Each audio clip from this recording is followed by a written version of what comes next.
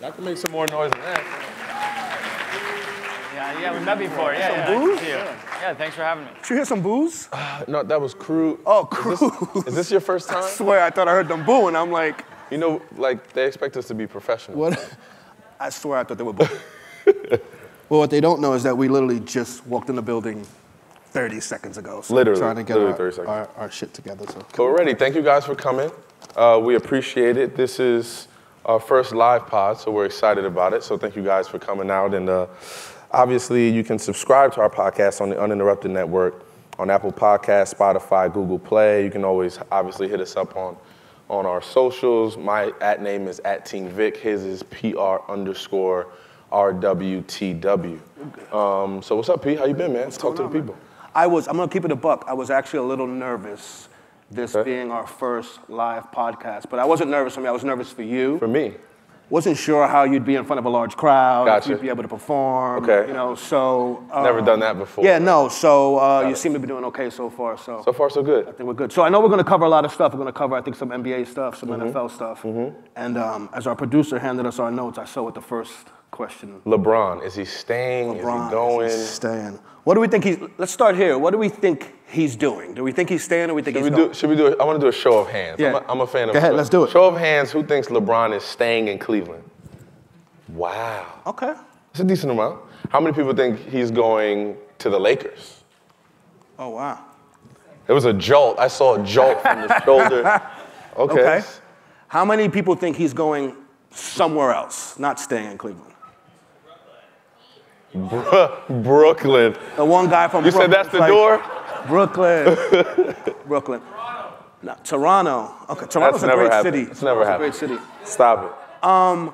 So let me ask this. So not what you think he's going to do. What do you think he should do? How many people think he should stay? Okay. You think he should stay? I think he should stay. Really? We've had this conversation. We have not. Let's have it. I think he should stay because I think he should not stay with the current team that's there. I think he should stay and do one of these. Let's recruit, let's bring in the guys. Because I think that I want him to be the guy that stays in Cleveland. Obviously, he's done his stint in Miami, but he came out to Cleveland, won them a championship, and I want that part of his legacy to continue. I want that part of it. I want that to be the larger story that overpowers the multitude of great things that he's already got under his belt. And the last leg of that is completing your career in your hometown team. Not everybody gets the opportunity to even do that. Right. You know? Well, it's funny. I mean, most of you may or may not know. Obviously, we have a relationship with LeBron. He's a friend, business partner. So I've had the question asked, as I'm sure you have, 10 times a day, no exaggeration. And I think for me, where I always go to is, and I'd love your perspective on this, is people always automatically go to like on court or on field or on pitch. I don't think people really factor in like family, like. Which is a huge factor. Right? So like even your situation, when you went and you worked out for the Bears, right? For you, I remember, speaking with you daily, as you thought through that process, football was just a portion of the equation, right? Can you talk a little bit about what factors in for you, or just athletes in general, as they consider other destinations to play in? Well, obviously, especially for football players, one is, your family situation. Do you have what's your family situation like? Do you have children? How far away do you want to be from them when you're playing? Another thing is just necessity. Like, you got to play and you got to put food on the table, so you got to take whatever's there. And then the lucky ones are the guys that, are able to check what states have, no state tax. That's a consideration. That's a huge consideration. So they can maximize the amount of money that they can accrue in whatever period of time that they're playing in that state. So those things added up together, you kind of, weigh those options out and see where you net out, and then make your decision based off that. So for me, it was, okay, Chicago's a hour and a half, 2-hour flight max. I won't be that far away from my daughter or my family. So it made the decision that much easier. If I had factored in that the quarterback stunk, and we'll just turn the page on that. We'll just turn the page. You do know this is live. We can't edit post-show. I got to call the producer. Yeah, we should figure that out. It's funny, no, people ask me, like I said, all the time, what I think he'll do, and the honest answer is I don't know. And the honest answer is I don't think he knows right now. He's on vacation with his family right now. but I do think it's not as easy an equation or thought process as everyone thinks it is, right? So I think everything factors in. You got to look at it like, when he made his first move to Miami, when LeBron made his first move to Miami, his kids were young, right? He didn't even have a daughter at the time. He just had the 2 boys. And when he came back, it was coming home. So that's actually a plus, right? No matter where home is. And now when you look at the ages, Bronny is, 13. Let's be clear, Bronny's about to dunk on somebody. I don't know, have y'all seen this video? They've seen it. She was like, I saw it, yep. Bronny's a problem. He's about to, and any day now, he's gonna dunk on someone. He's a problem. And he's going into 8th grade. That's crazy. So when you start to think through that, like that's something he has to factor in that he did before. And it's not apples to apples, it's him being home and leaving home, right? So I think it's a lot of things to consider. I think this is the first and last time I'll ever say I'm happy I'm not LeBron James. Right? I have to deal with this because ultimately, as you know, in these decisions, there's no perfect solution. No one's going to be. I have one last question for you Talk to me. before we switch gears and switch topics. Do you think, how important is it for him to potentially play with his son one day? Could you imagine both of them either on the same team or opposing would be fantastic. If that's what you want. No, so it's funny because I've been around LeBron for probably going on 10 years now through my work at Nike and Beats and just the relationship we have. And Bronny's always been good. His son has always been really good, but he's always been really young, right? So it's like, he's good, but he's 7. Like, you know what I'm saying? Exactly. Like, my nephew's good too. He's 7, like. And I think we've downplayed it, like a little bit out of like not to put pressure, not to kind of, it was like, and then he started popping up on YouTube. And you're like, you saw Bronny's game last week? He's like, he's okay. And then I think now there's no debating like, oh, he's the goods. Yeah, right? 100%. So the thought process becomes you start doing the math of he's in 8th grade, 5 years. Yeah. Is one and done going to be done by then? Can he go straight? I already did the math. So we had the conversation, and he had said, which is public knowledge now, I was surprised he said it, that the ultimate goal for him, bigger than winning an NBA championship, would be playing with his son. Yeah, I actually did see. But so many things have to go right for that to even be a thing. Like so many things, like health, his son being good enough to be one and done, or maybe even go straight out of high school by then. So we'll see. I mean, he said that if it did happen, if they played on opposite teams, he would play that game and retire right after that game. So I'm going to hold him to that, but think about that. Okay. Imagine, because he's like, there's nothing greater That's the way to, that's the way to go. Right. But what if his team's #1 in the Eastern Conference and they're about to, how do you do that? It's a good problems to have. How do you do that? It's a good problems to have. Switching gears, Kawhi Leonard. Yes. Does he stay in San Antonio? Does he leave? You know what? Let's take the whole situation. Yeah, I was just gonna, let's take a step back. I think San Antonio has been one of the most respected organizations in sports, not just basketball, in sports. And Coach Pop is, arguably the greatest basketball coach ever to coach. If not, he's one of the. So I'm just shocked this is even a conversation. I'm shocked it's gotten this far. Yeah. I'm shocked it's become public. I have so much faith in Coach Pop that I still think to the 12th hour he's going to figure out a way to make it happen. But if not, he's going to get value for it, right? I mean, I think we live in a world, especially around sports, that it's what have you done for me lately? Exactly. And people have forgotten that Kawhi was in the MVP conversation. Kawhi was, Kawhi arguably beat the Golden State Warriors by himself. Yes, Kawhi is arguably the best two-way player in the NBA. So we're not talking about, a guy that's an all-star and averages 18 points a game. We're talking about a top 3 player in the NBA when healthy, top 5 for sure. The crazy thing I always see about Kawhi, are there any photos of him smiling? No. All the photos I see, it's just him with this permanent scowl. Yeah, he's got the Tim, I call that the Tim Duncan smile. It's internal. It's smiling he's inside. Smiling inside. But what I think is, man, I think he's genuinely upset about something that went on within that organization, right? No one just wants to up and leave one of the best organizations and the best coach, arguably, of this generation. I think something happened that we don't know about, whether it's pertaining the injury or pertaining his rehabilitation process or whatever the case may be. I think something went wrong there that he wasn't fond of and he wants out. Let me ask you, because you've played for one of the most respected franchises, definitely in football, if not all of sports as well, the New York Football Giants. There we go, yeah, there we go. Yeah, absolutely. What is that like when, and I'm not saying for you to speak about you personally, but does that really happen, like infighting within organizations with an athlete? And what's that like when, because to me the most shocking thing with the whole Kawhi thing was when it started getting out that he wanted second opinions, that he didn't trust the organization. Exactly. To me, that's like bigger problems. So what's that like for an athlete, like that trust, that communication within your organization? It's a lot, especially, major injuries is one thing, when you tear something or you need some surgery and you're gonna be out for a substantial amount of time. But when it's a soft tissue injury, or when they're reporting back to the front office and saying, well, he's healthy in our book, he's got an X-rays are negative, MRI seems clear, but he's just the one that saying that he's not all the way there yet, he's not ready. So when you have that dynamic, it definitely causes a little bit of friction between yourself and the organization, because it's like, okay, who are we listening to? All of the doctors that get paid a lot of money and that we trust, that have been, some of these trainers and medical staff have been with these organizations for over 30, 40 years. So they trust them. Or do we go with you who, for lack of other words, we just met you, couple years ago, and you're telling us that you're not ready, but everything else on this side from the medical staff says you're ready. So, and you have that dynamic, it could definitely create some friction within organizations, and I've definitely seen it myself. I think my personal opinion, not insider information, I think the relationship was very salvageable at the beginning.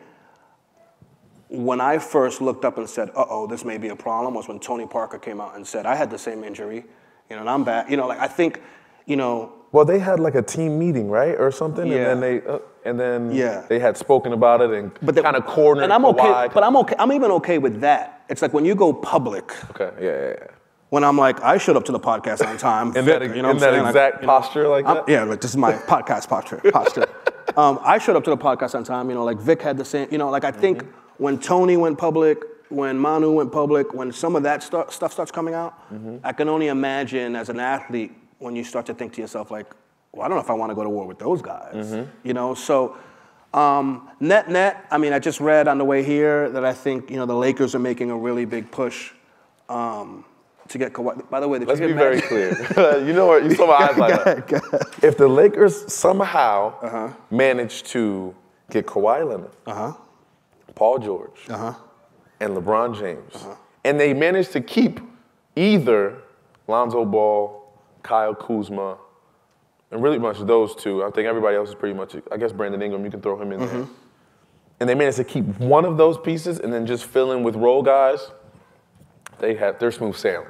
You think that's enough to beat Golden State? 1,000%. It all matters on who they fill, the bench and who comes off the bench and what type of roles those guys have, and everyone buying into their role, of course.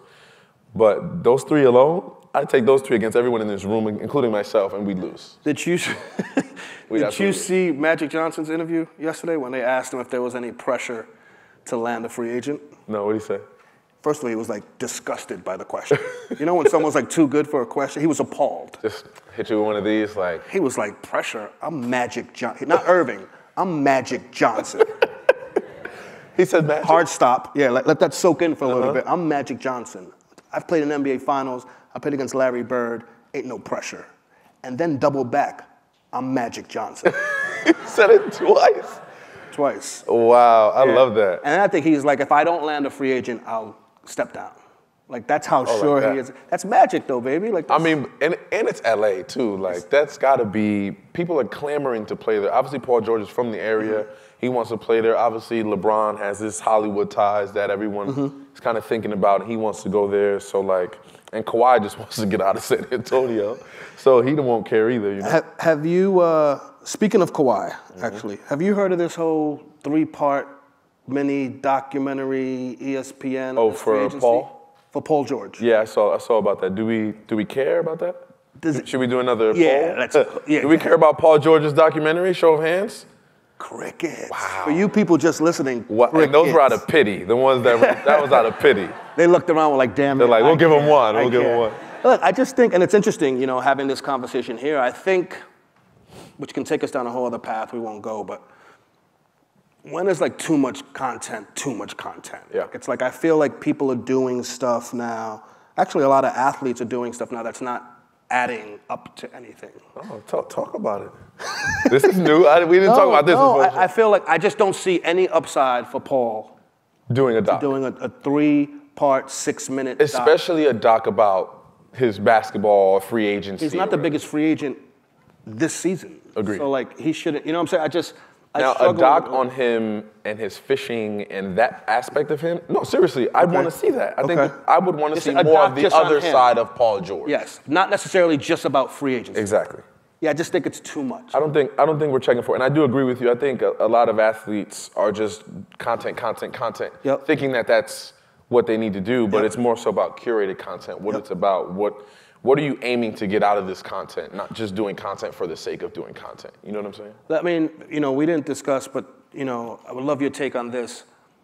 Being an athlete with a very, very strong brand, how conscious are you of the content you put out, even on your own, like, social platforms? Extremely. I mean, everything is curated. Everything that goes out into the world, everything that's on my Instagram, whether it's my personal page or the Victor Cruz Foundation page or anything that I'm attached to, I make sure that it's will my mother approve it if she sees it, which most of it's pretty approved by her.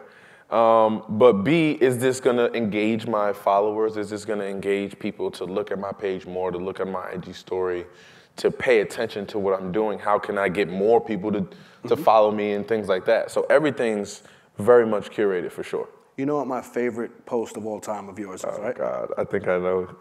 So, the vacation one? Yeah. You can tell the people. So for those of you that follow Victor, or actually follow, you know, a lot of athletes, you know, there's this perception from fans that athletes should do nothing else in life on earth but train for their sport. So Vic one year posted in the off season, right? Now. In the off season, on vacation. I don't remember where you were. But I remember just being like this somewhere, like on the beach. But what I remember was like, it wasn't even, we've all seen those posts of people flossing right in front of the big mansion or in front of the Phantom or in front of, you know, whatever, or if you're Floyd Mayweather, in front of $2 million cash. Yeah, exactly. It was a picture of Vic like in a driveway and he had like his bag down and it may have said something like, honestly, it may have said something, the caption may have read, life is good, you know, let's keep striving, you know, to be happy. Like literally as like positive-hearted as possible. And the first comment was, there better be a damn football in that bag. You better be ready for the season. Camp was like 4 months away. It really is. There better be a damn football in that bag. But that's what, first of all, that's what New York City sports is all about. And then B, but that's what, you know, people are always, once that Super Bowl goes up and whoever wins it, fans are like, all right, we got to get ready for the next one. What are our guys doing? And now we have access to what they're doing. You know, we know what they're doing. We can see what they're doing. They're posting videos about what they're doing. And when fans see that they're not doing what they feel like they should be doing, they can voice their opinion about it. I remember calling you and being like, maybe you should post you working out or something. Just one. Yeah, I'm like, I know you are working out. Maybe you should post it. He's like, no, I'm not going to post it. Speaking of working out. Yes, I have. Oh, go ahead. I thought you have not worked out in a while. I've lost a solid like 4 pounds. On the walk here? Jesus. What were you going to ask? Jerry Rice. He said he can play again. Jerry Rice is, 55. Correct. Jerry Rice is 55 years old. Do you think Jerry Rice still has enough left in the tank to come across the middle and let Jalen Ramsey take his head off? With all due respect, which, by the way, you know you're going to be disrespectful. Yeah, I'm letting you go first. I'm letting you go first. Jerry Rice needs to sit down somewhere, man. 1,000%. You're 55 years old, dog. Yeah. Like, where's my main camera? Is it that one there? Hey, Jerry, have a seat, man. Trust me, these kids are built differently nowadays. There's something else in the water, in the milk. I don't know what it is, but you don't want to go back into that fire, man, I promise. Jerry's, you know. Just go be a Hall of Famer, man. You've done it all. He's one of my favorite football players of all time, so I'm not going to. Do you love the commercial? Do you love the Popeyes commercial you did with the two chicken wing rotating on his face? That wasn't your favorite one? Not okay. I'd rather him do another one of those. People. I'd rather him do. He doesn't have people. He's doing stuff like that. Yeah. I'd rather him do another chicken commercial than go back to the NFL. Like, I think I'd rather him play football. He had a piece of chicken rotating, dog. Nah, it wasn't. With the helmet. Okay. It wasn't okay. One thing did you catch the draft, NBA draft? I did not. I was out of the. I was out of the country. No, we were just talking about, so Vic sent an email to our producer asking him something, and our producer's response was like a total, like, what we call like style on Vic. He simply could have answered the question and kept it moving. He's like, hey Vic, sorry, I'm out of the country right now, and then answered the question. So we were talking on the way in, we were saying there's no humble way to say like, you're out of the country, you know? So, yeah. So you were out of the country? I was out of the country, unfortunately, so due to the time constraint, I couldn't catch the draft. So I was going to ask you if you felt who did the best in the draft. Okay. Any Knicks fans here? New York Knicks fans? Okay. Are you guys happy with the pick? Are we not in New York? What is happy with the pick? So the Knicks picked the kid out of Kentucky. Okay. Kevin Knox, 6'9", wing. He's 18, he's a baby. Just happy they picked an American. I think he's I think he's got a shot. To me, the most intriguing pick was the Denver Nuggets at 14. They took Michael Porter Jr., who slid down. So he's the kid with the back issues. He's the one that at Purdue, correct? Missouri. Missouri, yeah. that's the one. Same color. So you said same color? Same color jersey. Okay, we'll go with that. It's your show, it's your show. It's fine, it's totally fine. I think he's interesting. I think he could be like Jason Tatum good. Like he's a legit 6'9", 6'10", whatever he measured in at. But he's got a back problem, and to be 18 and have back surgery or whatnot is like scary. I mean, there's people saying he might have gone 1 or 2 had he not had the back issue, so he slid damn near almost out of the lottery. So that'll be interesting. The lottery to me is always like, it's the lottery, right? Yeah. It's like you can get the kid that's the next, you know, Michael or LeBron. You get a kid that's, you know, driving you an Uber here in 3 years, you know? Like, so I'm always super interested to see, like, just the flow of who goes where and where they're projected. I love redrafts. You ever seen that? Like, it's like, hey, you redraft the class of 2005. I've seen that. I've seen those on YouTube. How would that go? Draft night for you. You have a different story, obviously a successful story, but what was your draft night like? Draft night wasn't, my draft experience was, it was the first year that the draft was 3 days. It was Friday, Saturday. So they just did the first round. How many rounds was it? 7. 7 rounds, okay. So solely the first round was on Friday. Saturday was 2nd, 3rd, and 4th, and then Sunday was 5th, 6th, and 7th. So the first day I was just chilling. Now let me ask you this, you just finished your senior year at UMass. Correct. Monster numbers. Monster numbers, yes. Right? You signed with an agent. Signed with an agent, a local agent out of... What is your agent telling you? Is he telling you you're going to get drafted? No, we were real. He understood that, hey, it's like, look, you know, you're probably going to get a tryout, kind of a free agent deal. Okay. But just go in there, work hard. We'll try to put you in the best possible position, get you on a team that didn't draft any receivers or is low on the receiver count, so you can go in there and have a real chance. So I knew going in that there was a low chance that I was going to get drafted because I knew I'm 6 foot, at least with these on, and I'm 200 pounds. I'm not 4'2'9". I'm not 6'5". You know what I mean? Mm-hmm. So I knew what type of player I was, and I knew I went to a smaller school. So all of that factored in, and I understood that. But going in, but let me ask this, not to cut you off. But as a competitor, does it come a point in time in the draft? I'm like, ain't none of those receivers better than, what are you talking about? Does it come a point? Especially like Mr. Relevant, they chose a receiver out of Ohio that I had been watching because we were the same kind of height, weight, but he went to Ohio and played against, you know, higher talent level and things like that. So I remember they called his name and I looked him up and I was like, man, I'm better than this dude, man. What are they doing? Right. So it's a blessing in disguise, though. It's a blessing in disguise because the best part about being a free agent is that you can pretty much choose where you want to go. Obviously, you're not drafted. You still got to make the team. There's still some pretty large hurdles to go over, but you can choose, you know, which team that's interested in you that you want to go to. So my agent calls me right after the draft, and he's like, man, you got the Seattle Seahawks, I think it was the Cleveland Browns, and the New York Giants. The New York Giants is the only team that has a contract waiting for you upon making the team. All the other 2 teams are just on a simple tryout basis for their rookie minicamp. And if they were impressed with me during that camp, I would progress and go to their training camp, but still have to make the team. So I was like, man, I'm picking the Giants. I didn't even think about it. And then after I say that, I kind of look and I was like, oh, they got about 10 receivers here. Okay, I'm gonna figure it out. So my draft experience, man, I remember my mom was just cleaning the house and just not trying to look at the TV. House was spick-span, but she's still sweeping. She's still finding some little dust ball in the corner to clean up. But once I told her I got the call, once I did get the call and they told me I'm part of the Giants. One of the scouts, Chris Pettit, called me right after that and was like, "Are you ready to be a Giant?"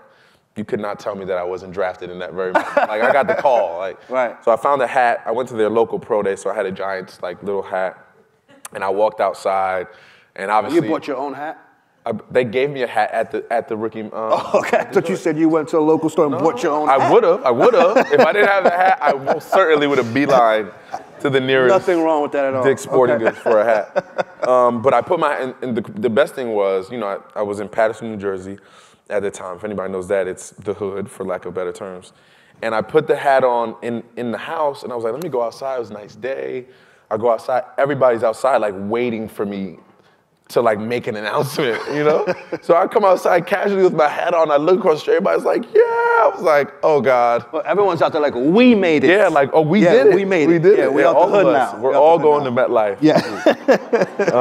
Yes. Let me ask you, what is because, I'm always, super fascinated by, you see these kids and, they're 9 feet tall and they're, multimillionaires and all this stuff. And then I think, and I'm like, wow, that kid's 18, that kid's 19. I couldn't imagine me at 18, 19, coming into $100 million or whatever the case is. What's that transition like, and what do teams, at least in your experience, put in place for rookies to make that transition from being an amateur athlete to a professional and playing with grown-ass men? I think from an NFL standpoint, our player development guy, my guy when I was there was Charles Way, former player. And then now it's towards the latter of my career, was David Tyree. Obviously, everybody knows David Tyree. And it's all about how, in that rookie year, you have so many meetings and so many scenarios and so many talks that they put you through to not just, battling things off the field with your family and saying no and things like that, but things like how to say no when you're in a nightclub situation, because those are real things that happen. How to walk away from a fight. Who should, what you should do. They're really discussing these types of scenarios with you? Not just discussing it. We're painting scenarios on a stage like this in the auditorium, bringing people in, having these meetings, having this dialogue. So I think the NFL, and I think it's a team-by-team thing. I think all teams are doing it, but obviously it's scaled differently on other teams. I'm not there, so I don't know. But with the Giants, they make a concerted effort to not just talk to you about things that should benefit you on the field, but your finances, who you have in place, how you should vet these people out before, how they have resources in-house to vet these people out that are going to be managing your money or, teaching you or telling you what to do with your money. So all these different things, there are definitely some things in place. It's just a matter of you inquiring and being resourceful enough to go out there and reach out to those people. So before we call our guest up, one last question as we have Giants fans here. Actually, 2 more questions, but one question. 2 words, Saquon Barkley. You excited about him? Is he the goods? How are we feeling about the Saquon pick, Giants fans? Are we feeling good? Yeah. Now the Giants fans are here. Yeah, I like it. I love Saquon, man. I met him. He walked up on me in L.A. one time in this dark, kind of low-lit restaurant like this. And he literally, if this was the light, his body just there was like a dark cloud. And I was like, who is this? What did I do? I didn't do anything. I valeted, sir. I valeted. So he walks up to me. He was like, yo, humble. I'm Saquon. It's an honor to meet you. I'd love to get your number so we can go back and forth and have a conversation so I can just pick your brain. I was just like, yo, any kid who's humble enough to be the first-round pick of the New York Football Giants and humble enough to see an old man like myself and be like, yo, I want to build with you. I want to pick your brain about certain things. And I wasn't a first-round pick. I wasn't, all these things. I was humbled by that. And I was like, absolutely. So just seeing that and then seeing the interviews he's done throughout OTAs and minicamp, just seeing what type of kid he is, he's perfect for the New York market. He's perfect for this team. And from a skill set perspective, he's gonna shock some people this year, in my opinion. So I think the Giants are gonna have a pretty good year. I saw a picture of him. I'm securing my man. The man's thigh. Saquads? Yeah, it was Saquads, you call him? They call him Odell Payne. He tweeted this out, and it's apparently they call him Saquads. Saquads? Saquads, yeah. The man, it's crazy, yeah. I don't even know how do you walk like that?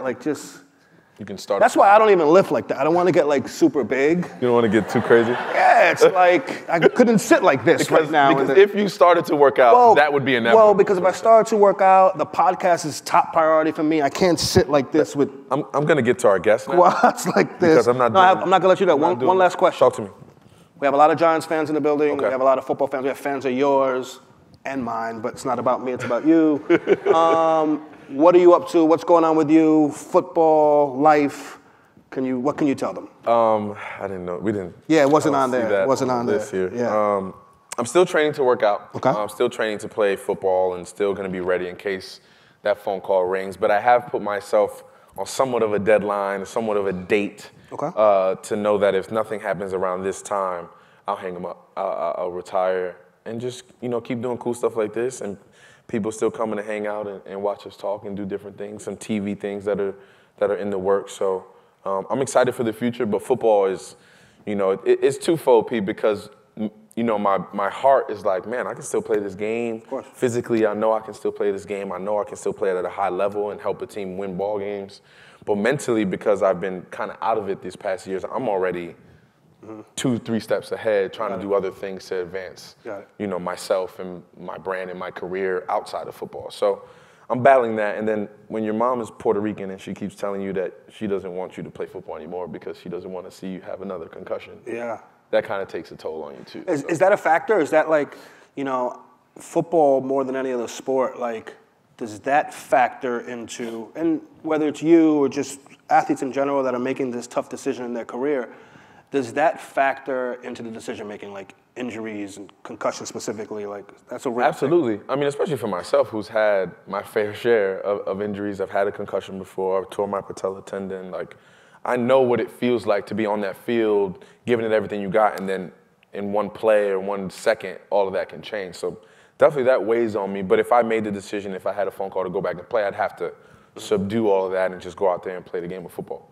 And it's a grind. It's like I've heard athletes say, I could play another year, I couldn't do another training camp. Oh, 100%. If I could skip training camp and just train on my own for a couple months and then see you in September, absolutely. But there are parts of training camp that you need. You need that, that camaraderie with the fellas. It's not even about, the plays and being in the sun and all that. Like, you need that camaraderie to get on the same page as your brothers that you're going to spend 90% of your time with for the next 5-6 months. You know what I'm saying? To go potentially win a Super Bowl trophy. That's what the overall goal is, and you have to make sure that everyone's on the same page. Not just physically with the X's and O's, but emotionally. Yo, are you good? How are you? Be a friend and be someone to these people because that's what this is all about. In order to win, everyone has to be even keeled on the same page so we can all move forward towards the main goal. Last question, I promise, and we'll bring. You said it was two. Yeah, we're in it now. We got to guess. If you do end up walking away from the game, what will you miss most? I know that's a loaded question. It is a loaded question. 2 things. One, just the thunderous Cruz chants on third down when I would catch a third down or a touchdown or whatever the case may be. I mean, you got to miss that. That's the most surreal thing. It's the kid from Paterson, New Jersey that grew up watching the Giant Stadium and driving past that stadium and to be able to walk in there and hear your name called and people know who you are and you decided to do this silly dancing in the end zone when you score and people will always remember you for that. I think that, that's one of the biggest things I'll miss the most. And secondly, just the locker room. Like, those idle times between meetings and between traveling and in the hotels and going to dinner with the fellas, like, those are the stories that I'm going to miss. Those are the times that I'm going to miss and the moments that you don't get back. So, between those 2 things, that's what I'll miss the most for sure. It's what I'm like when I stopped playing basketball, like senior year in high school. All right, guys, we have a lovely treat for you. It's okay. I won't even give him the long, crazy intro because I just want to get him out here and kind of dig into his. I'm actually very excited about him. He's perfect for this room as well. So he is the CEO of Relevant Sports. Yep. And his knowledge for business and sports and everything goes a long way. Everybody give a round of applause for our guy, Daniel Sillman. Danny.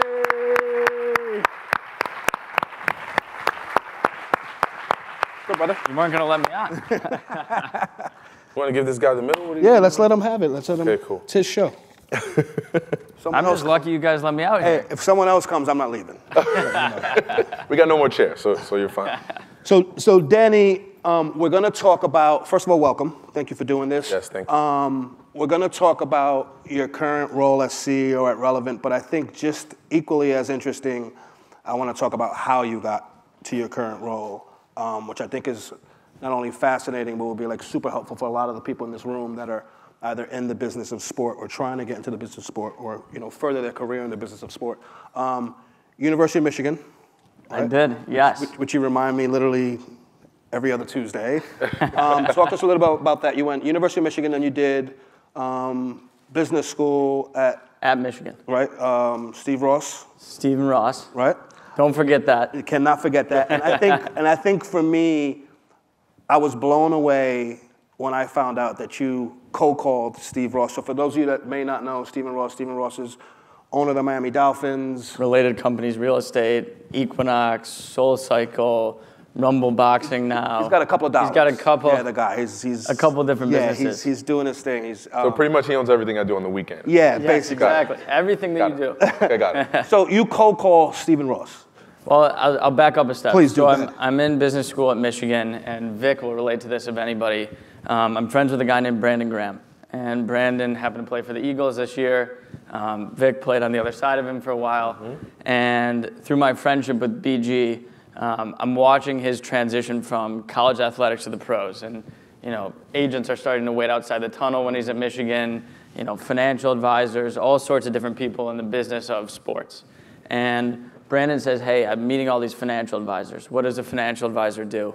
And very long story short, what I realized was financial advisors are someone who manages your investments. But that title kept throwing off Brandon. Well, why doesn't he do everything in my life financially?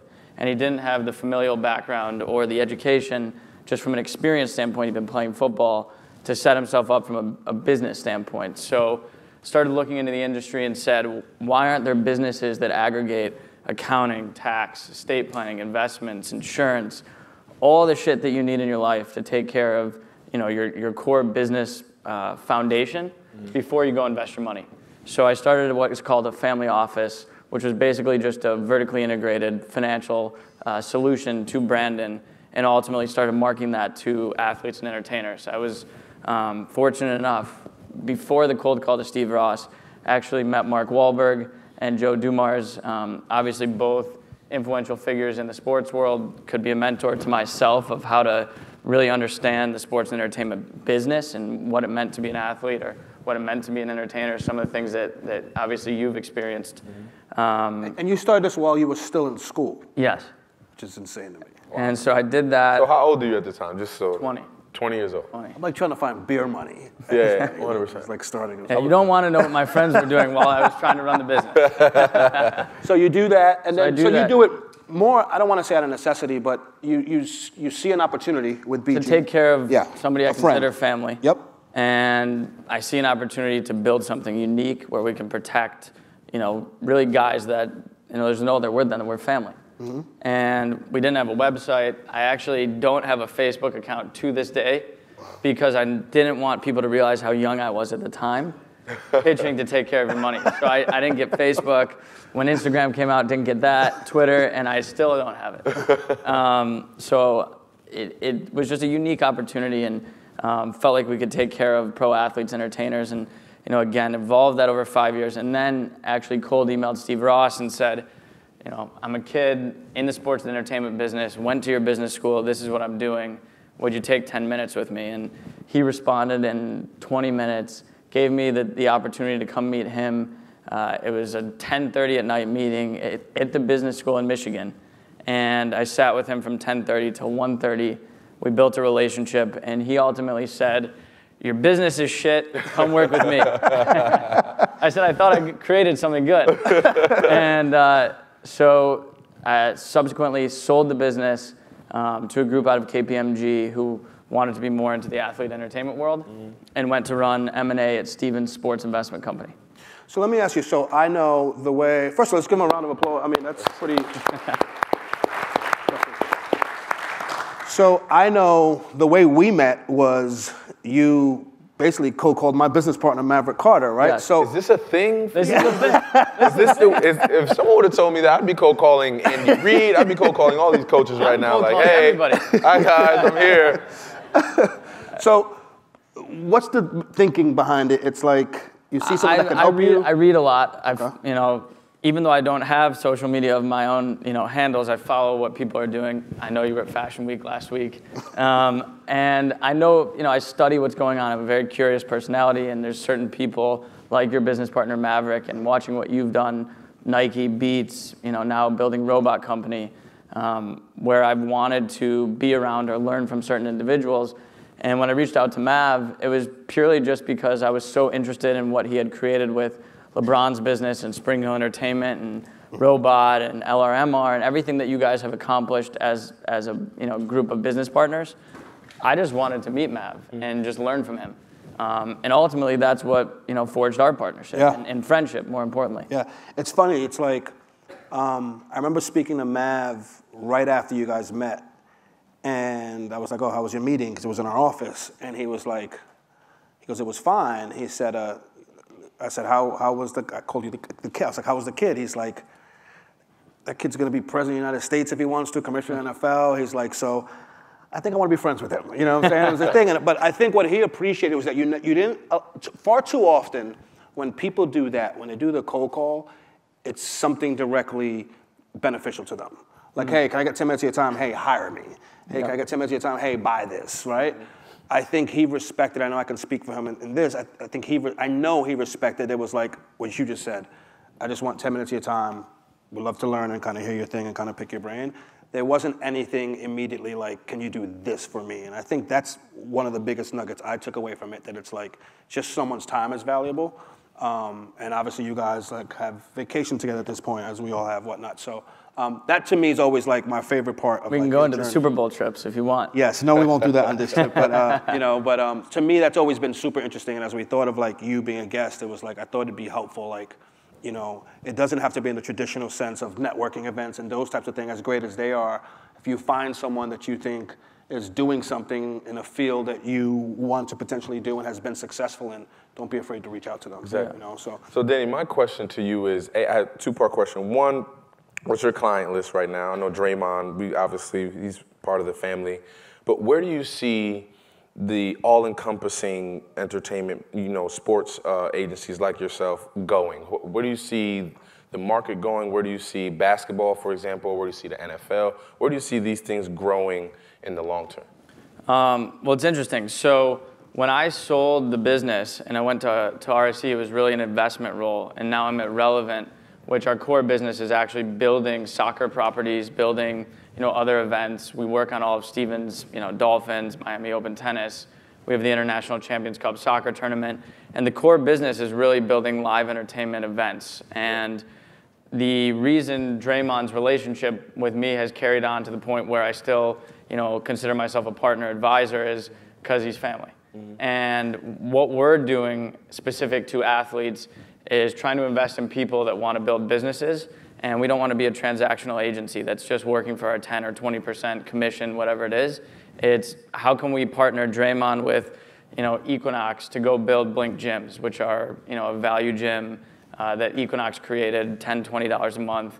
It's something that he can own, and now Draymond has the largest territory for Blink gyms in, the United States. Oh. And so an agency would typically say that doesn't work. I don't make a 20% commission. It's not a sponsorship deal, as you know. So where I want to take it is working with a few guys that we can actually build businesses with. We can invest alongside them. We can actually help build operating teams and listen to what their business goals are. And I do, to answer the second part of your question, I do see the industry going that way. I think agencies will always be agencies from the standpoint of they got to do a contract for a player with a team, as you know. And they've got to do marketing deals with, Beats, Nike, whoever it is, memorabilia sponsors. But I think they're going to start to figure out how to evolve, and they're starting to learn more and more and finally ask the question instead of say, Vic, what the hell do you want? Exactly. Not telling Vic, this is what you should be doing. Because athletes are getting so much smarter. Agreed. Access to information is happening in a way that it hasn't before. And I think, to PR's point, what's the fucking difference if I reach out to somebody and they don't respond to me? And I think athletes are getting more courage to say, it's a huge transition from the field, the pitch, the court, whatever it is, off the field, but they're getting more comfortable to reach out to business professionals. Yep. And they want to be partners. I mean, you look at everything LeBron's done, there's no better example of becoming a business person, setting himself up for life after sports. So I see at some point the typical agency model being totally disintermediated, and people with a focus on building businesses, which are going to need a lot more capital. I mean, the reason Draymond, I think, would say beyond that, we can help him with all of his different business affairs, which is the easy part, but looks to us to build businesses. So we're putting money alongside him. Yeah. So we're not going into anything that we wouldn't believe in with him. That's my feeling. What do you think? No, I agree. I think you want to be in business with someone that has they're in it with you. That makes you feel comfortable. That's like, well, if he's in it, if he loses money, or if if this doesn't work, he's in it with me. We're both going down. You know what I mean? But if both of our money is in it, if both of our hearts are in it, we're going to make sure that this thing is fruitful and that this thing is going to grow. And I do think that the agency model is going to change somehow because athletes are getting smarter. We're understanding what type of brand we want. Some guys already know now more than before what type of brand that they want to exude to the people and are aligning themselves with those type of people. So I think the agency model is going to change where you start to see guys owning a lot of their own things and being able to have an all in-house encompassing thing where it has your financial advisor and it's not so segmented. And I think it's only a matter of time before it becomes a trend. And I think it's going to actually go, to your point, from talent actually across the standard agency platform. And a lot of agencies right now buy media rights from different leagues. So they'll buy Serie A. IMG just bought Serie A, the Italian Football League, media rights, and they're going to go sell them globally. And I can tell you, we're going to announce a deal in the next 45 days where we're partnering with a league, a European Football League, for the next 15, 20 years to actually build their business. And instead of selling their media rights for a guarantee of dollars to an agency, they're saying, I want a partner who's going to invest capital in the business with me and who's not just focused on selling media rights. They're going to help us build youth activities. They're going to help us with sponsorship. They're going to help us actually understand how to connect with culture of America and make our league relevant. And they're going to do it as a 50-50 partner. Wow. So one of the things that I'm listening to a lot in the marketplace is that, the idea of an agency, the idea of a broker isn't always necessary unless the broker is actually a partner. So I think it's talent. I think it's leagues. I think you're going to see an evolution, and I think companies like IMG who have done it so well will be ahead of the curve. And I think some of these old school models with agencies, unless they start watching what's happening around them, they're going to go by the wayside. So I have a season tickets question, but I'll save that. I'll save that for later. Let me ask both of you a question. You as an athlete, you as an executive manager for talent. What is your process when an opportunity comes your way? What is your process when someone has, whether it's an opportunity to invest or an opportunity to partner with something? What is the thought process that goes into you as the talent and you as managing or partnering with that talent? What are some of the things you process? I think for me as a talent, it's all about a feeling you get on the initial question of, hey, I have this. Once you read through the ask on what it is and what you'll be doing and what it's about, you kind of get a feeling in your stomach. I'm like, okay, this feels good. Okay, I like to do this. A, is it something I like? B, would I be comfortable doing what they're asking me to do? And C, does this improve the brand, the overall scheme? Is this another step in the cog of where I want this brand to go? And literally those three things are what I think about immediately, and then I make a decision based off that, pretty much. You, Danny, From my standpoint, it starts with, if you're working with an athlete brand, it starts with asking the athlete what they actually have an interest in. I mean, as I look at it, it's really understanding, I would ask Vic, if we work together, what are your business goals? What do you want to learn about? Where does it fit? And to his point, it's not just about money, it's about, are you emotionally invested in something? From a diligence standpoint, I think the business diligence is pretty easy. You start, I would start asking people in the industry for which the business we're looking at exists, what competitors think, what's going on in the marketplace, what other investment firms think, other people that are invested in the business. But, before you get there, it's really understanding, does that fit the mission for the brand? Like any brand, I think Vic's no different than Beats by Dre. It's different than, Starbucks. They're all brands. They all have business missions, brand missions, and it's got to fit in there. I agree. We got about 10 minutes left. We're gonna go for about 3 more. What do you want to do? Yeah, we'll do like 3-4 more minutes and then open it up for questions. And then open it up for Q&A. Yeah. All right, cool. So relevant, right? I think you're spending most of your time these days on the business of soccer. Yep. Why soccer, right? I think you have unlimited access right, to all other sports, right? Football, whether it be through Mr. Ross and the Dolphins and the NFL, basketball through Dre. Why soccer and why now? I'm going to try and do this in 3 to 4 minutes. Okay, go ahead. So, I mean, and it's really Steve Ross and Charlie Stillitano and a guy named John Scheinman who actually started the International Champions Cup, which is a franchise that we own. And it brings the biggest European football clubs to North America and to Asia for a tournament every July and August. And what they realized, and really what Steve recognized when he was buying the Dolphins, was Miami's a really difficult sports market. I'm really grinding it out to sell tickets in this marketplace. There's a million different options if you're a consumer of any sort of content, whether it's a concert, going to the beach, Disney World, whatever it is. But I can sell a Barcelona match out in 2 hours. Wow. And he was watching the interest for the sport through a pretty international audience down in South Florida, and started recognizing what was happening with European football coming to America, what was happening with the MLS and the growth of the domestic game. And ultimately, I think over the last few months, we've noticed it even more. We've got a World Cup coming in 2026. We've got everything going on in terms of the expansion of the MLS. They're going to be up to 26 teams soon. You've got European media rights that are doubling in value. I mean, the EPL, just to give you an idea, is almost $200 million that NBC pays for those rights, wow, which is 4 times the MLS. You got Serie A going up to $65 million. I go on and on with all the stats, but the value of media rights for football in America or soccer, the value of the social media audiences of the biggest brands in the world coming to America, Real Madrid, Man United, so on and so forth, Barcelona, whoever it is, it's a tremendous opportunity to tell a story for them, and that story starts on the pitch. So it's our job to create an amazing experience around the tournament we created. It's 18 of the biggest clubs in the world, 3 matches apiece. There's 1 winner every year. We have a youth event we've created that's like a Little League World Series with European clubs, world clubs, state all-star teams, women's game, and we've really invested in, bringing a new sport and a new interest to America.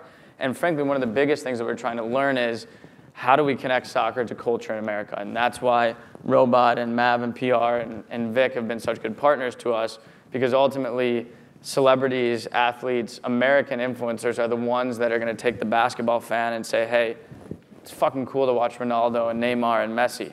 And these guys have a massive impact internationally, but we're going to help them build their brands in North America and Asia. So we, for all of those reasons and more, really saw an opportunity to be ahead of the game in terms of building a property, an event that ultimately would give the platform to do that. And from there, it's investing in entertainment, it's investing in fan experience. So what's next? What are you guys working on right now that you can tell us about that you're excited about? I'm most excited about our youth events. For us, it's been 5 years of this marquee tournament. It's Messi's, the Ronaldos, the Neymars, the Pogba, whoever it is, the top players. And what we're doing at the grassroots level now, we bought a business called Alianza de Football. It's the largest multicultural soccer business in North America. It's a lot of kids that aren't getting opportunities to go through the standard U.S. soccer system that get to participate in the sport. Guys like Jonathan Gonzalez from the Mexican national team. The Futures event we created that I just described, it's 8 European football clubs, 8 world teams, 8 MLS youth teams, 8 state all-star teams.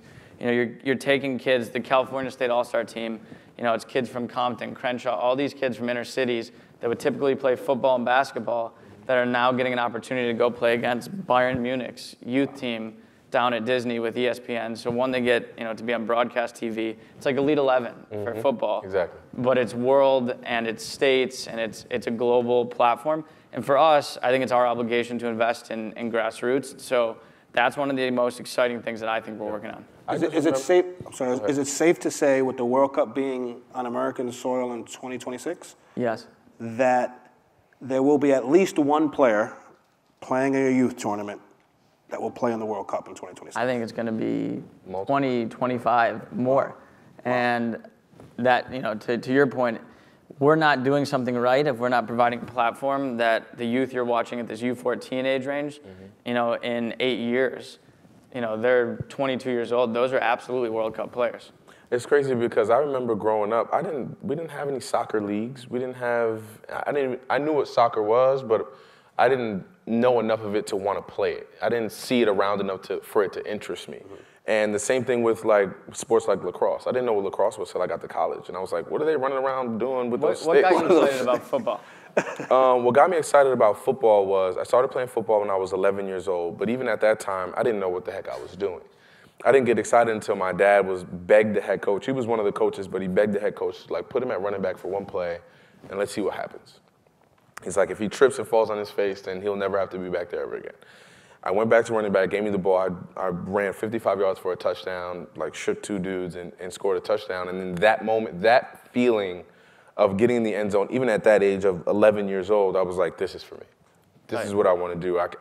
That feeling, I wanted to feel that feeling over and over and over again. Yeah, and that's what our goal is with our tournament, is bringing these stars over here, bringing these ridiculously, just give you an idea of scale. The Giants, in this room, everybody's going to look at me like I'm crazy, but they're 1/50th of the brand of Real Madrid. Mm-hmm. The impact in terms of scale of the following of the fans is on a different scale. And if we can start telling that story in America, and that's why PR and Robot Company have been so helpful to us, figuring out how to connect to the culture of America, how to tell that story, and use Ronaldo to ultimately inspire a kid that's 11 years old to want to be in the Futures event, then we have a platform to allow people to be interested in soccer. 100%. But I think it takes us, it takes the MLS, it takes Liga MX, it takes it physically being here, to your point, to make it accessible for kids to even want to play it. Because I know if I would have saw a video of like Pele or like anybody from Brazil at that moment in time, when I was 11, I definitely gave soccer a shot. I have plenty of highlight tapes still at my mom's if you want. How much time is left in this?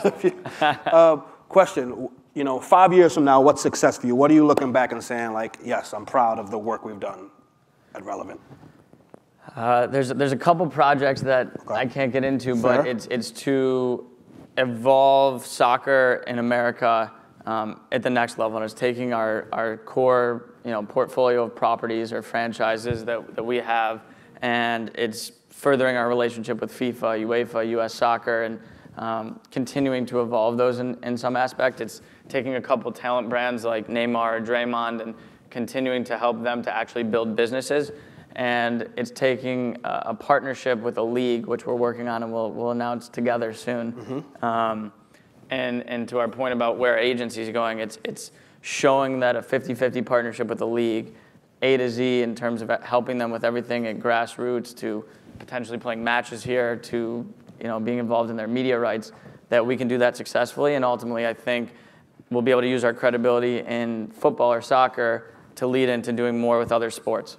Perfect. So before we open it up for questions, where can they go? Is there a site they can go to kind of learn about what you have going on? It ain't Facebook. I know that. He doesn't have definitely it. Ain't Facebook, definitely Instagram. So where can they go? We don't have social media. Well, Relevant, with everything you're doing, where can they go to kind of schedules, that type of stuff? So internationalchampionscup.com, which is the name of our tournament, has everything in terms of the schedule for our tournament, for our youth tournament, skills contests, everything we're doing on the youth side as well as our women's tournament. And then obviously relevantsports.com, which is our holding company for all of these assets. Awesome. Okay. And we do have social media. They do. You do not. They do. Not me. Any questions in the crowd for anyone? For Victor? Coming around with the mic. There we go. Hi. My name is Naomi Collier. I just wrote down my question, so I would get it right.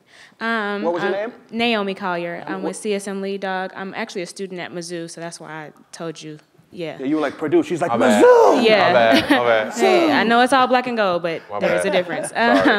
My question is really for all of you guys, but more so Daniel and Paul. I'm interested in providing solutions similar to what Daniel was talking about earlier, as far as athletes being able to maximize and tailoring like their interests to their career and having that like outside of sports. So my question is more so how can the NCAA maybe provide some nuance to the current structure so that student athletes who are transitioning to being professionals can be better set up to have that career that reflects their personal interests? Good question. You want to take it? I can take it. I would even say it's probably actually best for Vic. He was there. Pay the kids. I mean, at the end of the day, we have to get right to it, huh? Pay the kids. But there's a way. There has to be. I'm not saying to give these kids $10,000 a semester, but there's got to be a way because, let's be honest, these kids are getting the money anyway, whether it's through an agent or whether it's backdooring it through a school, as we've seen. Unfortunately, they're getting the money anyway. So it's a matter of how do we. Because the NCAA is using their name and likeness, they're using their assets, they're making commercials with them. So how do we set up a structure where they're compensated for their jersey sales, for their name being in NCAA, the Madden game or whatever the case may be, like these video games. There's got to be a way to structure it so these kids can monetize from it, and not just the good kids. There's over 60-something players on each team in college. Everyone has to get paid, so there has to be a structure on how those kids get paid, and how they get there is where where the hard work is. And the one thing I'd add is I think the college, whatever it is, whatever governing body it is, NCAA, whoever else, has to finally address this is a problem, right? And try to create a solution and move decisively to make a decision what that is. Even from the financial standpoint, I agree with you on creating an economic system that involves the players, that they share in the money that's being made, but also stop being afraid to let them meet agents, let them meet business people, let them meet all the different... Because they're meeting them anyway. So just create a structure around it where you can actually educate them on who's good and who's bad instead of letting them figure it out on their own. Because by not addressing it, you're letting them fall on their ass instead of just sitting next to them and having the educational component, bringing in former players, bringing in mentors. We do it, to PR's point, I'm cold reaching out to everybody I can. The reason that I'm even sitting here with you guys is because I'm lucky enough to have great mentors around me. Why is the NCAA or any governing body at the college level not saying, hey, Vic, we need to help you get the right mentors around you, whether you're interested in your football career or you're interested in fashion. Obviously one of your best friends, both you guys, is Ronnie Feig. Why can't Ronnie come talk to kids at college that are interested in fashion? Why, there's a lot of questions that I think they need to answer as to why it is so bad to start the educational aspect of it, earlier. Agreed. Yeah, I'd agree. And just to piggyback off of what Danny said, I think, the first thing is admitting there is a problem, right? And I think if you look at just the business and the state of college sports, everything has evolved except the NCAA. The sport has evolved, the student athletes have evolved, the business around sport has evolved, TV, content, everything's evolved except the model, and that's a problem. And that's why you have the problem we have today. So, no problem. No problem. Other questions? I have a couple. One over there. This is for Vic. First of all, I still haven't forgiven you for your 77-yard touchdown against my Redskins in 2012. Nothing I can do about that one now. You got to eat that one. But, nowadays, a lot of athletes have actually been making their own podcasts, just to name a few, like J.J. Redick, C.J. McCollum, Richard Jefferson. It seems like, for the most part, most of them are pretty much, they have similar styles, or, they talk about pretty much similar content. What do you think your podcast and your ideas, what do you think you bring that kind of differentiates your pod from the other athletes? That's a good question. I think clearly me. What'd you say? You? Clearly me. I'm not going to talk to you while you're sitting like that. I know this is live now, so I don't get to see you on the podcast, but I'm not going to do this. This is my new podcast posture. Geez. That's how I sit. So I think the difference between my pod, I think, is that from not just an athlete perspective, but as an entrepreneurial perspective, I've covered a lot more ground than a lot of other athletes. I live comfortably in so many different worlds and can speak openly about so many different topics, whether it's fashion, whether it's basketball, football, baseball, all sports, whether it's, current events, things that are going on within our country, things that are going on within, our day-to-day lives that affect us each and every day. I'm a dad. So just a lot of these different things I think I can speak to in a more casual way and in a more direct way than a lot of these, I don't want to say other athlete pods, but I guess other athlete pods. I think, and on top of all that, we like to have fun. We're just up here having a good time. A lot of times there's, I'm not drinking, but he might be drinking sometimes. So that makes for some fun. I don't really drink when we're live. But I just think that my knowledge of so many different things and an array of so many different topics makes this podcast a little bit different than others. And what I would say also is Victor's very disciplined when it comes to his authenticity of his brand. Right? He says no a lot more than he says yes. So If it doesn't make sense. I still don't understand why you guys let me on this. You were perfect for this, right? Draymond or me? No, I think, you'll never see anything attached to his podcast that isn't Victor, right? If you know him, whether it's on or off the field, everything we do, everything we cover, everything we discuss is Victor. It's actually, to be honest with you, stuff that he'd be discussing if there wasn't a mic or a camera. So I think authenticity to his brand is probably a big one as well. I think there were some questions in the middle as well. Go ahead. Hi there, my name is Alex. I'm from Toronto. Big soccer fan, and my question's for Daniel. So as the MLS has grown, a couple of the reasons, or at least I've been told that it's gotten so successful, has been one, soccer-specific stadiums, and then two, bringing over European greats, usually during their old age. However, that has given the MLS the reputation of a retirement league. What's it going to take to put the MLS to the next level? At what point does the MLS become like the Premier League, or when do we have an American who stays in the MLS and becomes a designated player? I think it's a good question. I think that, through our partnership with the MLS, obviously we provided the all-star opponent for the last couple of years and for the next 3 years moving forward. And we hope to keep working with the league to develop interest and convert football fans, basketball fans, hockey fans, baseball into being interested in soccer. And I think it's done hopefully using the European football stars and the brands of these European clubs, the MLS, and I think they've done a phenomenal job. Obviously they've got work to do, but they've done a really good job. And we'll both work together in terms of driving the grassroots game, because ultimately until the next Victor Cruz wants to play soccer, it's going to be hard to get those stars over here in America, because the academy systems, the grassroots programming is so strong in Europe that that's where the best players are going. So we need to work along with MLS and US Soccer and Liga MX in Mexico and everybody here in North America to build the infrastructure to even get the next stars interested in the game. And so that's why, to my point with Vic and asking him, how he got interested in football, it's our job to get the next group of people, that are 5 years old now, 10 years old, 15, whatever it is, interested in the sport. I'm definitely getting to you. The mic's in the back. Hi, my name's Ellen. I'm also from Toronto. I'm here with a digital sports news startup called The Gist, and just kind of piggybacking off of that question. Grew up playing soccer, totally obsessed, but one thing about soccer is that it can be a little bit of a snooze to watch on TV, which I think is sometimes why it's not as popular as the NFL, NBA, or hockey in Canada. So I'm wondering if you're going to be doing anything different to actually make it more exciting for the fan who's not at the stadium, but who's actually watching from home. I mean, we're starting to do that. I can't change the format of the actual rules that FIFA puts in place or the leagues, but one of the things that we are doing is partnering with guys like PR and Vic to create different properties. Like this year we created a thing called House of Soccer.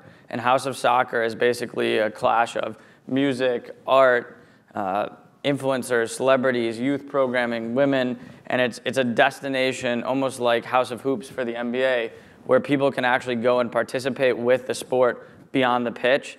And I think those things will start carrying over to your experience at home, because you'll start participating via social media. We're working with NextVR to do virtual reality experiences. We're working with and collaborating with brands like we did last year with Kith, or with Momofuku this year, or different brands that I think you can resonate with, where you start to connect the game in different ways beyond just the in-home experience. So for us, it's about addressing everything around it, understanding that live sports are entertainment. I think the NBA has probably done the best job of any domestic league in America of doing that, and really, you have a fashion correspondent now covering NBA players and how they go into the game, and you seem to be able to access almost everything about the players and really understand who they are. So for us, it's trying to tell the story of the players, tell the story of the game, work with different brands around it, creating properties like House of Soccer. And we think we're 1 out of 10 in terms of where we'll be in doing that. That's my personal opinion. I think we got time for one more. Yeah. Well, let's do 3 more questions because we're already over. So can we bring them? Literally says 0. He's like, we got 3 more questions. 3 more questions. They'll cut our mics off. So there we go. We got a mic there, and then we'll come over here to the middle. Hey, this is a question for Victor. We were talking about like what you would post on social media and how you have your mother look at everything, or what would she do? And then Paul was talking about whether the Paul George was too much content, things like that. So I think that you've done a really good job, especially from the NFL, where players don't have as much face time with fans as the NBA, where they're not wearing a helmet all the time. I'm not even a Giants fan, and I feel like I know you pretty well. Whereas some of the players in the NBA, I didn't think I would enjoy the Paul George thing, but I did watch the first 15 minutes. It was short, but it was interesting because I always thought that free agency was all a business, and a lot of NBA players like LeBron make it seem like he's all about the business all the time. Mm-hmm. And you want to have that feeling with athletes that, because for a fan, we're not about the business. I know sports is a business, but for me, it's sports. Mm-hmm. So I guess, how would you say that you were effective in conveying your personality and your character away from the game while still being able to have a strong brand that makes money and things like that? That's a good question. I think I just do a good job of expressing myself, right? Whether it's photos on Instagram or my IG story or, Uninterrupted and doing this podcast for people to see. I just always wanted to do a good job of conveying myself. I didn't want to give, because, you can see the curated posts that are all like, I'm here, I'm there, I'm this, I'm that. I want to have, show times with my daughter. I want to show times when I'm with my mom and we're just hanging out and having a good time. Then I'll post a photo from France at the Balmain fashion show, or, a photo of me at the Louis Vuitton show mixed into there. So you get everything. You get the full spectrum. You get Victor Cruz, the athlete. You get Victor Cruz, the father, the son. And then you get Victor Cruz, the fashion guy, or whatever the case may be. So I just always wanted to do a good job of making sure that you get all of me. And I think part of that is some of the reason why I've gotten some of the opportunities that I've gotten, because I've put good things out there into the universe from a social media standpoint. Where's the mic right there? They're going to kick us out of here, by the way. Yeah, what is it, one more, two more? We have him, then in the white right there after him. There we go. Oh, okay. Can you hear me? Yep. Yeah. All right. How you doing? I'm also a Jersey guy. My name's Deion Chestnut, financial analyst with CBS. I just had a quick question for all of you guys, because I remember you saying earlier that you wouldn't be here if you had a mentor, right? But you didn't touch on the topic of Jameis Winston and just many of the athletes that constantly get in trouble or constantly in some alleged situation. Are they not self-aware, or would you consider him kind of like lost? Because I believe that if he had a mentor or the right people around him, he wouldn't be constantly getting in these alleged situations. Look at the football player, right? That was the cue. Like, what?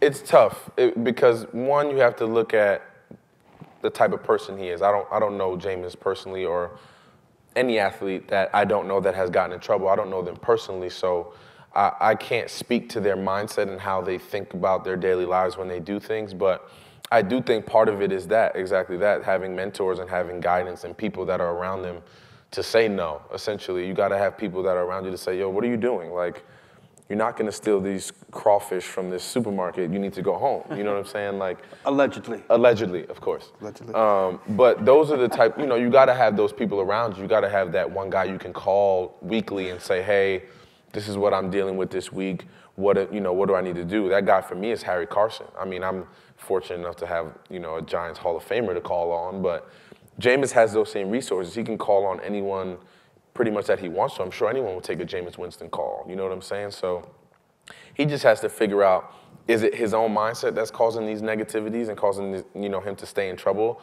or is it the guidance factor that he needs someone to call on when things are going bad? Hey, I'm about to do something. Let me call my mentor to see if it's a good idea first.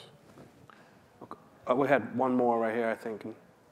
We're literally. Hi, and my question's for Vic. What do you think is key for you and for any up and coming athlete for juggling all these different kind of priorities, like your game on the field, especially to building your brand, to being with your family? What do you think is key to like succeeding really high in all those different things?